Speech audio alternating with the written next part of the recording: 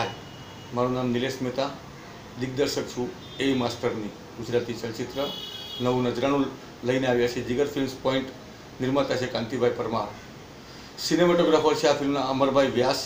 અને આ એક એવી કથાવસ્તુવાળી ફિલ્મ છે કે જેમાં ગુજરાત રાજ્યમાં ચાલતા દારૂબંધી વિશે લખવામાં આવેલ છે। અને આ ફિલ્મમાં વૃક્ષારોપણ, અભણતા, સાક્ષરતા અને બાળ વિવાહ વિશે કરવામાં આવેલ છે વાત।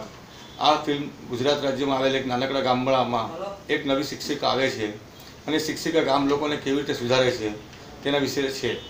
આ ફિલ્મમાં આપણો નાયક જે એકદમ અભણ છે, ગમાર છે અને દારૂનો આદી થઈ ચૂકેલ છે, તેને આપણી હિરોઈન કેવી રીતે સુધારે છે એ તમે આ ફિલ્મમાં જોશો। આ ફિલ્મમાં સમુદ્ર ગીતો છે, એક્શન છે, મસાલા ફિલ્મ પણ છે, એટલે એમ ન લાગે કે આ ડોક્યુમેન્ટરી ફિલ્મ છે।